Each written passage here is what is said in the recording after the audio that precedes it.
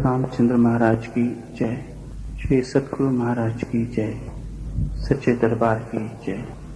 आज हम एक शब्द पर व्याख्या श्रवण करेंगे, क्योंकि इस संसार में वो परमात्मा, वो चेतन आदि शक्ति जब जब इस संसार में हम भटके हुए, राह से भटके, राह को भूले हुए हम मुसाफिरों को मार्ग दिखाने वो शक्ति जब जब आती है, तो उस शक्ति को हम संत, महापुरुष, पीर, पैगंबर, सतगुरु आदि नामों से संबोधित करते हैं।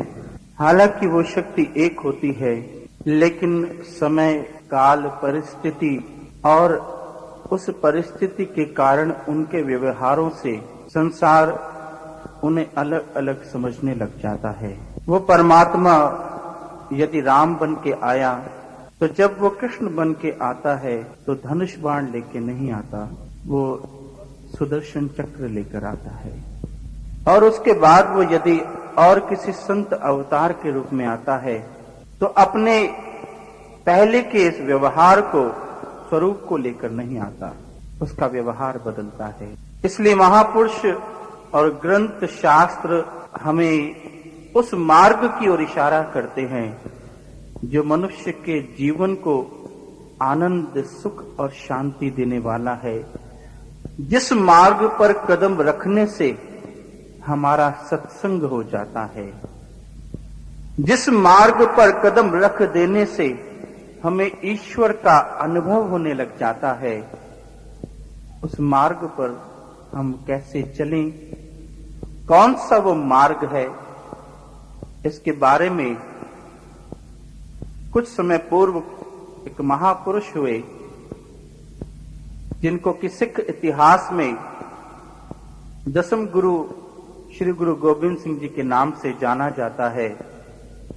आइए हम उनके द्वारा रचित और दसम ग्रंथ में दर्ज इस शब्द के माध्यम से सत्संग विचारों पर मनन करेंगे और जानेंगे कि उस एक मार्ग पर हम कैसे चलें और कैसे पहुंचे।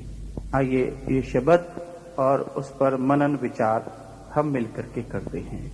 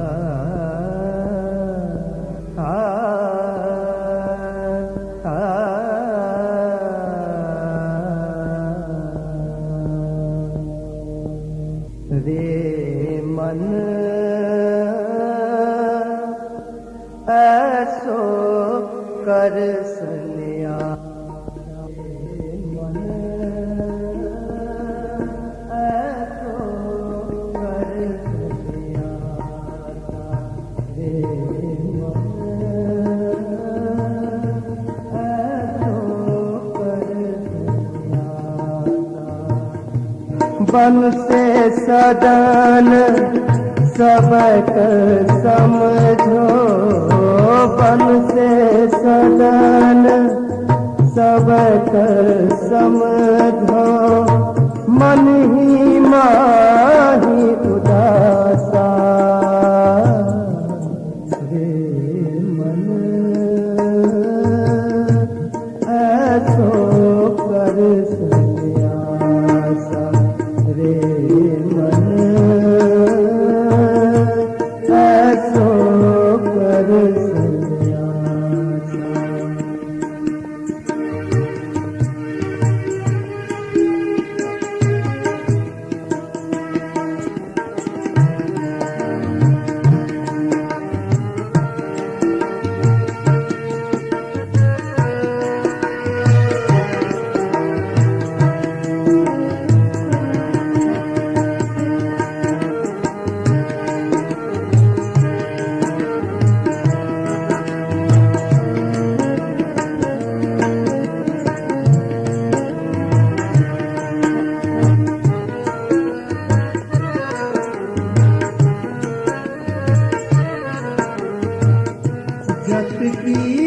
जटा जोग को मज्जन नेम के नखन बढ़ाओ।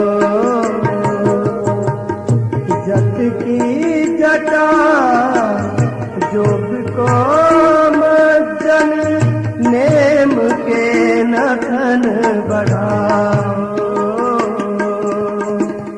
ज्ञान गुरु आत्म उपदेशो, ज्ञान गुरु आत्म उपदेशो, नाम विभूति लगाओ। रे मन ऐसो कर सन्यासा, रे मन ऐसो कर सन्यासा। बन से सदन सबक समझो, बन से सदन सबक समझो, मन ही माही उदासा। रे मन ऐसो कर सन्यासा, रे मन ऐसो कर सन्यासा।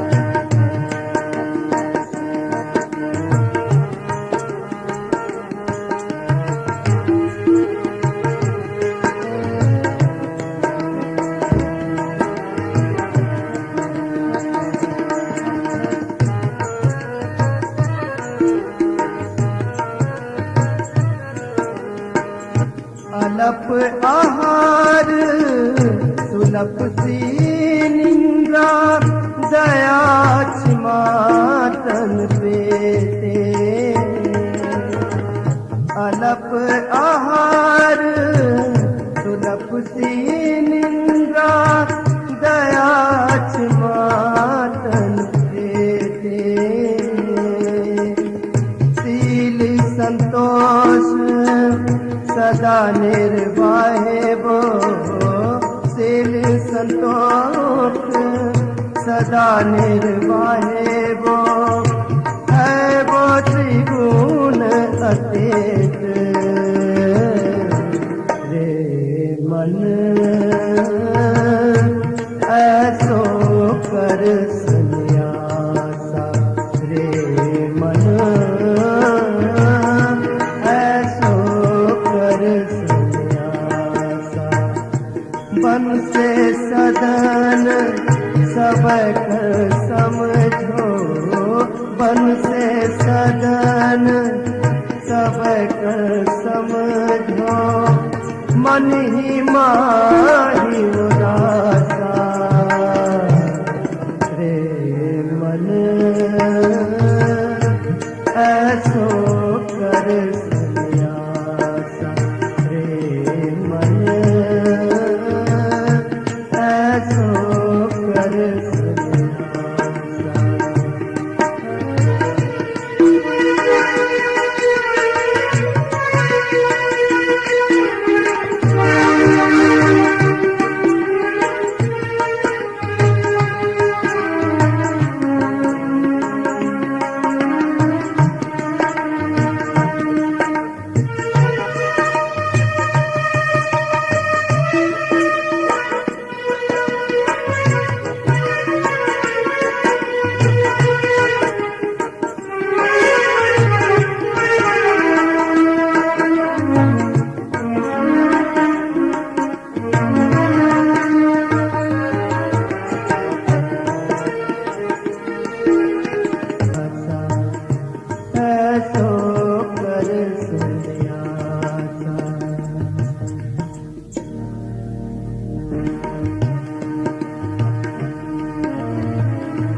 ये शब्द दसवें पातशाही श्री गुरु गोबिंद सिंह जी के द्वारा उच्चारण किया गया। कहते हैं कि एक बार वह कहीं से गुजर रहे थे, जिस वक्त उन्होंने युद्ध को छेड़ रखा था धर्म की स्थापना के लिए। औरंगजेब के अत्याचार बहुत बढ़ चुके थे। जिस वक्त श्री गुरु गोबिंद सिंह जी ने संत सिपाही बनाए,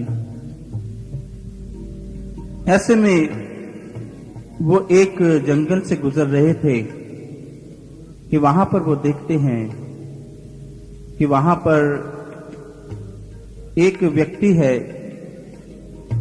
जो राजकुमार था और भगवे वेश धारण करके, सन्यास को धारण करके जंगलों में भटक रहा है। गुरु गोबिंद सिंह जी उनके पास जाते हैं और पूछते हैं कि तुमने इस वेश को क्यों धारण किया है? उसने कहा कि मैं धर्म को जानना चाहता हूं, मैं भक्ति को प्राप्त करना चाहता हूं। गुरु गोबिंद सिंह जी ने कहा कि अगर तू भक्ति को प्राप्त करना चाहता है तो उसका मार्ग मैं तुझे बताता हूं, क्योंकि इस प्रकार से तुझे परमात्मा की प्राप्ति नहीं हो सकती। ये परमात्मा की प्राप्ति का मार्ग नहीं है, क्योंकि इस संसार के अंदर रे मन ऐसो कर सन्यासा, मन को संबोधित किया, क्योंकि सन्यास तो मन ने करना है। बाहरी वेश, बाहरी कपड़े, बाहरी पहनावा, ये सन्यास का मकसद नहीं है। रे मन, आप देखेंगे कि जब जब इस संसार में संत महापुरुष आते हैं और जब वो इस भटकते जीव को संबोधित करते हैं तो मन से मन को संबोधित करते हैं, क्योंकि ये मन है जो इंसान को इस संसार में भटकाता है, और ये मन ही है जो इस संसार में मनुष्य को दिशा देकर के ईश्वर से मिला सकता है। ये संसार द्वंदात्मक है, जहां लाभ है तो वहां हानि भी है, जहां सच है तो वहां झूठ भी है, जहां मीठा है तो वहां कड़वा भी है, और जहां यश है तो वहां अपयश है। इस संसार में सुख है तो दुख भी है, आनंद भी है, अशांति भी है। इन सब का कारण ये मन है। किसी शायर ने बड़ा अच्छा कहा है, दिल ही की बदौलत खुशियां हैं, दिल ही की बदौलत रंज भी, ये दुनिया जिसको कहते हैं दोजख भी और जन्नत भी। लेकिन ये मन है जो इसको अनुभव करता है। ये मन परमात्मा से जोड़ सकता है, और ये मन है जो ईश्वर से तोड़ने का कारण है। इसलिए संत महापुरुष इस मन को इशारा करते हैं। अगर आप ईश्वर को प्राप्त करना चाहते हैं, अगर आप सत्संग को प्राप्त करना चाहते हैं, अगर आप ईश्वर की तस्वीर अपने हृदय में खींचना चाहते हैं, तो आपको मन रूपी कैमरे को एकाग्र करना पड़ेगा। एक फोटोग्राफर जिस वक्त एक कैमरे को जब तक एकाग्र नहीं करता, अगर उसका कैमरा हिलता है, अगर लेंस हिलता है, तो तस्वीर नहीं खींच सकता। वो तस्वीर खींचने के लिए कैमरे को एकाग्र करना पड़ता है। ठीक इसी प्रकार से जब तक हमारा मन एकाग्र नहीं होता, आसन मारे क्या हुआ, मरी ना मन की आस। आसन मार लेने से, वस्त्रों को धारण कर लेने से, लंबे लंबे तिलक लगा लेने से, महापुरुष कहते हैं कि ये सन्यास की परिभाषा नहीं है। मन ऐसो कर सन्यासा, मन को एकाग्र करना पड़ेगा। यदि हम ईश्वर में तंद्रूप होना चाहते हैं, ईश्वर को देखना चाहते हैं, उसकी तस्वीर को खींच लेना चाहते हैं, तो हमारे मन को हमें एकाग्र करना पड़ेगा। संत कबीर इस बात को कहते हैं कि तन थिर मन थिर सुरत निरत थिर होए, कहे कबीर वह पालक को कल्प न पावे कोई। संसार का जो सृष्टि का जो कर्ता है, बनाने वाला है, उसको तब तक मनुष्य प्राप्त नहीं कर सकता जब तक कि वो अपने मन को स्थिर नहीं कर लेता, चाहे वो कल्प तक क्यों ना बैठा रहे नेत्र बंद करके, उसका कोई लाभ नहीं है। क्योंकि इस मन के द्वारा आप ईश्वर तक पहुंच सकते हैं और इस मन के द्वारा ही आप ईश्वर का संग कर सकते हैं, परंतु बिखरे हुए मन से नहीं, एकाग्र मन से, एकत्रित मन से। इसलिए संत महापुरुषों ने इस बात को बताया कि अपने मन को एकाग्र कर, कंट्रोल करो, control the vacillation of your mind, अपने मन को एकाग्र करो। एक शिकारी अगर हिलती हुई बंदूक से निशाना छोड़ता है, गोली छोड़ता है, तो चाहे वो 1000 जन्म तक ये कार्य करता रहे, वो निशाने से हमेशा चूकता रहेगा, क्योंकि बंदूक हिल रही है। अगर वो निशाने इसको प्राप्त करना चाहता है, ठीक लगाना चाहता है, तो उसके लिए उसे बंदूक को स्थिर करना पड़ेगा। अगर स्थिर नहीं करता तो निशाना चूक जाएगा, चाहे वो 10 जन्म ले, चाहे वो 1 जन्म ले, वह कितनी बार भी निशाना क्यों ना लगाए। इसी प्रकार से ये जो मन है, जब तक ये मन एकाग्र नहीं होता, जब तक ये मन स्थिर नहीं होता, तब तक ये अंतर में ईश्वर का दीदार नहीं कर सकता। मन का स्वभाव है बाहर जाना, मन का स्वभाव है बिखरना, भागना, स्वाभाविक गुण है उसका ये। मन अवगुणों के अंदर रचित है, भागता है। एक पानी को आप अगर खुला छोड़ दें तो पानी नीचे की ओर बहता है। उसके नीचे बहने के लिए हमें कोई प्रयास नहीं करना पड़ता, वो खुद ब खुद बहता है। इंसान का मन भी इसी प्रकार से है, वो अवगुणों के अंदर संसार में खुद ब खुद बहता चला जाता है, इन इंद्रियों के माध्यम से। एक मनुष्य को कोई प्रयास करने की जरूरत नहीं होती, आवश्यकता नहीं होती, ये मन का स्वभाव है। आप अगर पहाड़ से नीचे गिरना चाहते हैं, आपको कोई प्रयास करने की, ताकत लगाने की जरूरत नहीं है, आप आराम से नीचे गिर सकते हैं। लेकिन चढ़ने में ताकत लगती है, मेहनत लगती है। इसी प्रकार से पानी को अगर हम रोकना चाहते हैं, आप जानते हैं कि पानी के अंदर एक अथाह शक्ति होती है, लेकिन अगर वो पानी नीचे की ओर बहता चला जा रहा है, तो उस पानी में से हम उस शक्ति को निकाल नहीं सकते, उस बिजली को, उस करंट को निकाल नहीं सकते। उस बिजली को, उस शक्ति को निकालने के लिए हमारे वैज्ञानिकों ने, इंजीनियर्स ने क्या किया? डैम बनाए, बांध बनाए। बांध बनाने से क्या हुआ? बांध के बना लेने से वो पानी का जो बहाव है वो रुक गया, स्थिर हो गया पानी। ठीक इसी प्रकार से मन की कहानी है। आप बिखरे हुए पानी से शक्ति को ग्रहण नहीं कर सकते, आप बिखरे हुए मन से ईश्वर को प्राप्त नहीं कर सकते। अगर आप सिमट लेते हैं, अपने आप को सिमट लेते हैं, मन को सिमट लेते हैं, एकाग्र करते हैं, अगर आप ईश्वर को प्राप्त करना चाहते हैं, उस अथाह शक्ति तक पहुंचना चाहते हैं, तो आपको पहले इस मन की चंचलताओं पे बांध लगाना होगा, रोकना होगा, निग्रह करना होगा।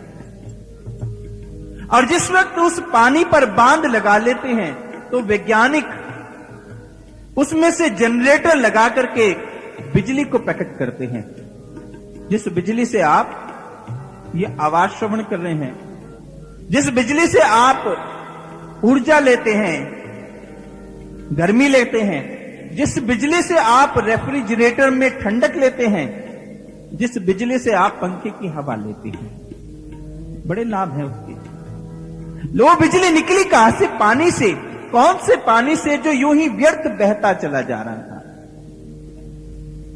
इसी प्रकार से हमारे मन की व्यथा है। हमारे मन का एक स्वाभाविक सा स्वभाव है कि वो नीचे की ओर बहता है और इस बहने का परिणाम कुछ नहीं है, कुछ हाथ नहीं लगता। लेकिन जिस वक्त हम इस मन को निग्रह करते हैं, रोकते हैं, बांध लगाते हैं, बांधते हैं इंद्रियों से, ये जहां जहां ये मन इंद्रियों के द्वारा जाता है, हम उसे वहां वहां से रोक कर एकाग्र करते हैं और फिर उसके द्वारा साधन का प्रयोग करते हैं। संत महापुरुष उस साधन को देते हैं जिस साधन से हम उस रुके हुए मन में से मन के द्वारा उस शक्ति को प्राप्त करते हैं, जिस शक्ति से हम ईश्वर की अनुभूति करते हैं, उसको देखते हैं। इसलिए जब जब इस संसार के अंदर महापुरुष आए तो उन्होंने जब मनुष्य जीव को संबोधित किया तो मन को किया, क्योंकि ये मन है जो हमें संसार के विषयों की आंधी में बरबस बहाए ले जा रहा है और हमारे जीवन का एक दुखद अंत कर देने के लिए मजबूर कर देता है। इस मन की कहानी महापुरुष कहते हैं कि इस मन को रे मन ऐसो कर संन्यासा, बांध लगाने के बाद संन्यास के द्वारा मनुष्य परमात्मा को प्राप्त नहीं हो सकता। यह सृष्टि का अटल नियम है, परंतु मनुष्य घबरा जाता है, क्योंकि मनुष्य के जीवन का उद्देश्य तो परमात्मा से मिलना है और वो संन्यास के बिना प्राप्त नहीं हो सकता।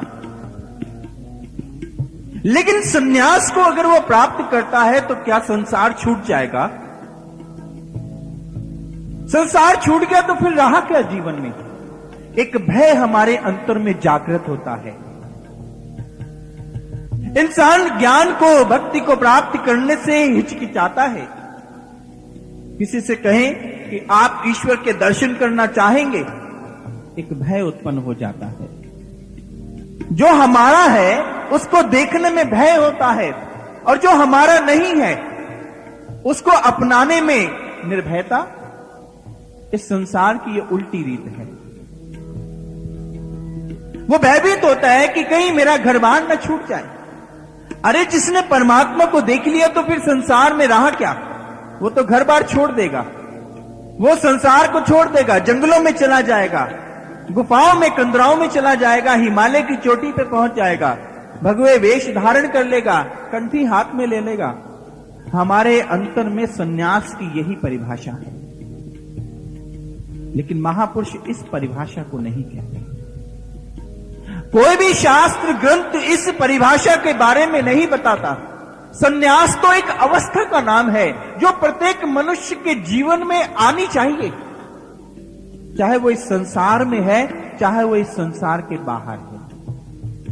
सन्यास एक अवस्था का नाम है। सन्यास कोई वेश के धारण कर लेने का नाम नहीं है।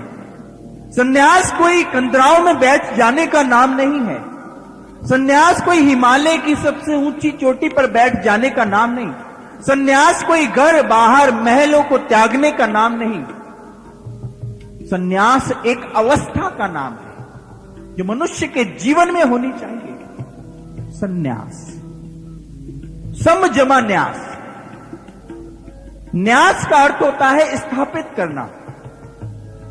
आप देखते हैं कि शिलान्यास हुआ, फला मिनिस्टर ने शिलान्यास कर दिया, अर्थात किसी शिला, किसी पत्थर को स्थापित कर दिया जिस पर उसका नाम लिखा है, या उस वस्तु का जिसका उद्घाटन किया। शिला का न्यास करना, शिला को स्थापित करना। सन्यास, सन्यास का अर्थ है कि समजमा न्यास, अर्थात हमने सम की स्थिति को स्थापित कर दिया। सम की स्थिति में किसको स्थापित किया? इस मन को। ये मन बड़ा चंचल है, भटकता है। क्षणिक सा सुख आता है, थोड़ा सा सुख आता है, फूल के कुप्पा हो जाता है, उसके पैर जमीन पर नहीं पड़ते, कभी इधर उड़ता है कभी उधर उड़ता है।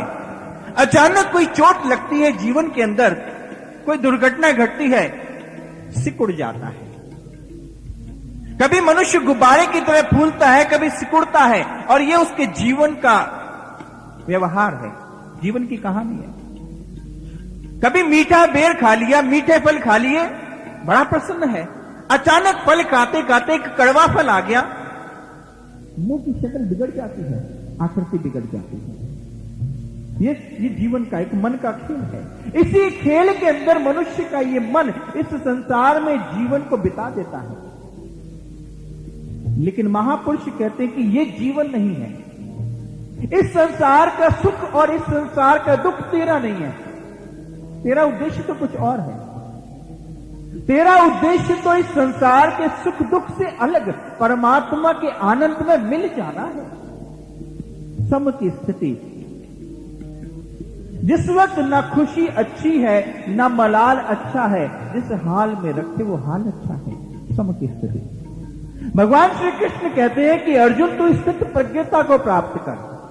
एक एक शास्त्र ग्रंथ कहता है, एक ही बात कहता है। संत महापुरुष जब जब इस संसार में आते हैं वो एक ही बात करते हैं।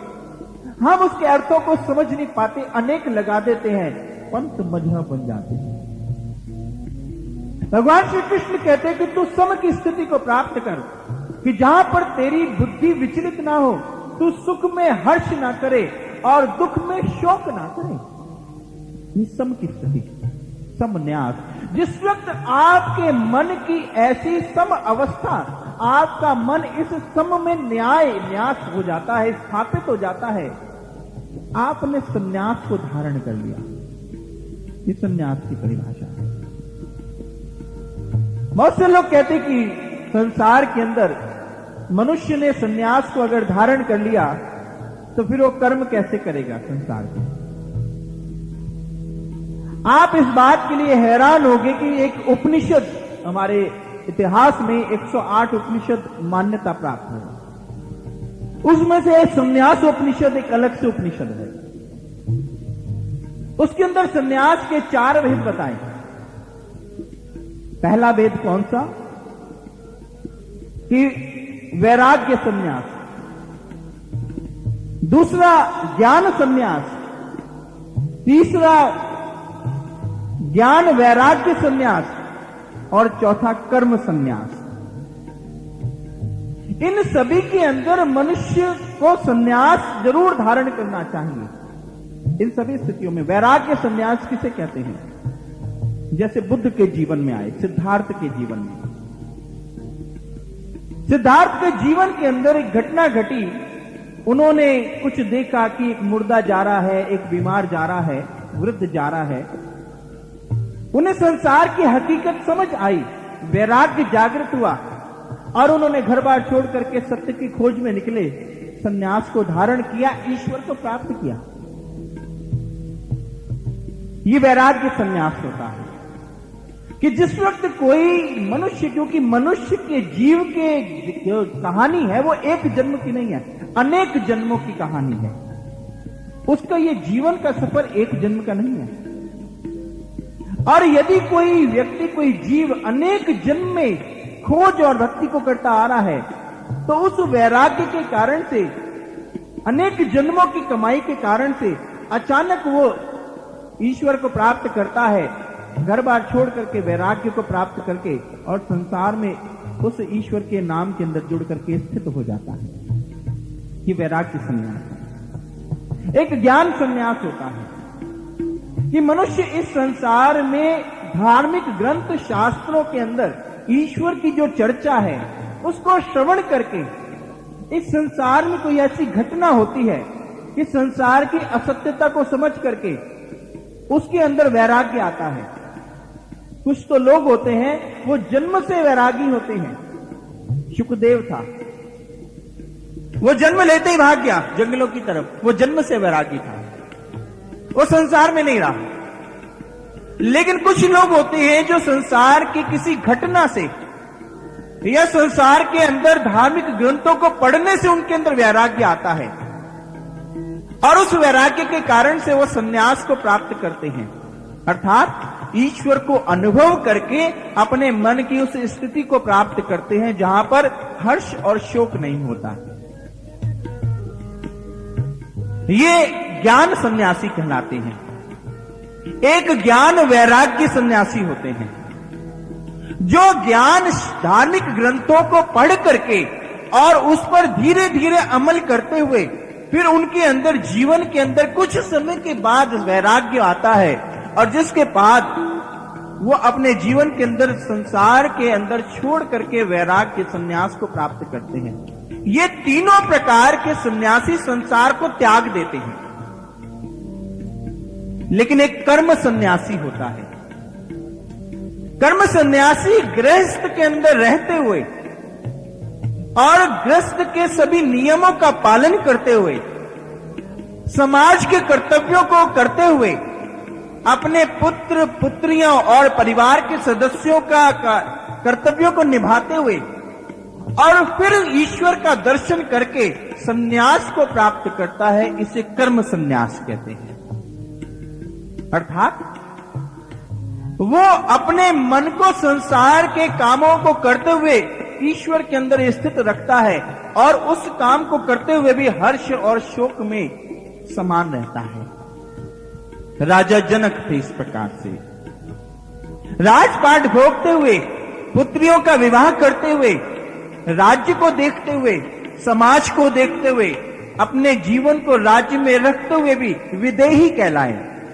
देह से अलग थे, देहाभिमान से ऊपर थे।